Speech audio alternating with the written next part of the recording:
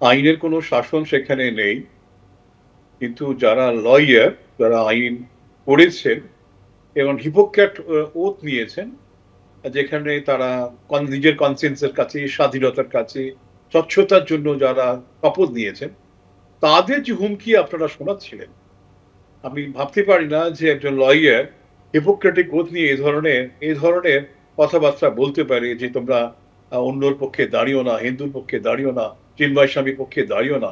এই আওয়াজ আমরা মনে হচ্ছে এত দিনের যে ভাবনা চিন্তা, পড়াশোনা সব বৃথা।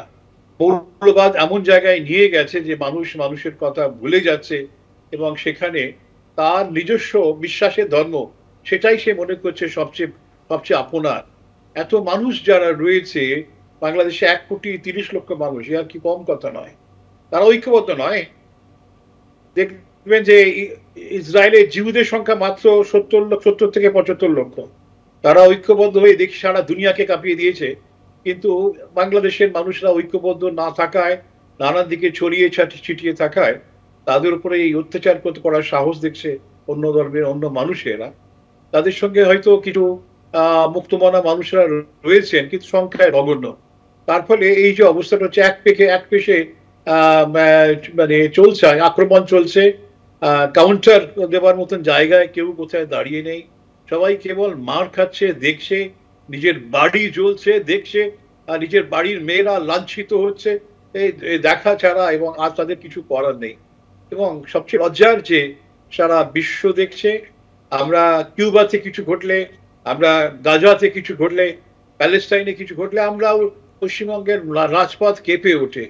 কিন্তু বাঙালিদের এই যে কান্না, বাঙালি হিন্দুর এই যে কান্না, বাঙালি বৌদ্ধের এই কান্না, বাঙালি খ্রিস্টানদের এই কান্না, কেউ শুনতে চাইছে না। কেউ রাজপথে, বাংলা রাজপথ সেভাবে নেই, এবং এটাই উৎসাহ দিচ্ছে সে দেশের মৌলবাদীদের।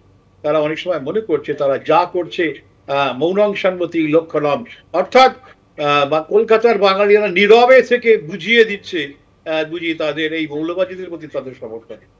দুঃখের বিষয়, যারা আজকে পশ্চিমবঙ্গে আছেন, একটা বড় সংখ্যক হিন্দু, তারা বাংলাদেশ থেকে এসেছেন। অথচ আমি বলছি না যে তাদের কোনো হিংসাত্মক হতে হবে। হিংসায় কখনো সফলতা দেয় না, হিংসায় কখনো শান্তি দেয় না, দীর্ঘমেয়াদী ফল দেয় না। যেটা প্রয়োজন সেটা হচ্ছে প্রতিবাদ। যে কেন আমরা এই দেশের মানুষদের, নিরীহ মানুষগুলো মার খাচ্ছে, হ্যাঁ তাদের বাড়ি জ্বালিয়ে দিচ্ছে, তাদের সন্ন্যাসী, তার কিছু, হ্যাঁ সে সন্ন্যাসী খালি শান্তির কথা বলছে, সব ধর্মের সমান সেটাই সে বলছে, বিশ্ব শান্তির কথা বলছে, তাকে গ্রেপ্তার করে নিয়ে আমার ভয় লাগছে বোধহয় যে যেখানে একজন বা উকিল মারা গেলেন, আইনজীবী মারা গেলেন, কি কারণে মারা গেছেন সঠিক তথ্য এখনো আসেনি। তার খুনে নয় আমাদের চিন্ময় স্বামীকে মানে জড়িয়ে দেওয়া হয়, এবং সেই ব্যাপারে হয়তো তাকে কোনোদিন না কোনো বড় তার উপর শাস্তি নেমে আসে। অবাক লাগছে, যার জন্য 51 জন আইনজীবী ছিলেন, কেউ থাকতে পারলেন না, আগামী দিনেও কেউ থাকতে পারবেন বলে মনে হচ্ছে না।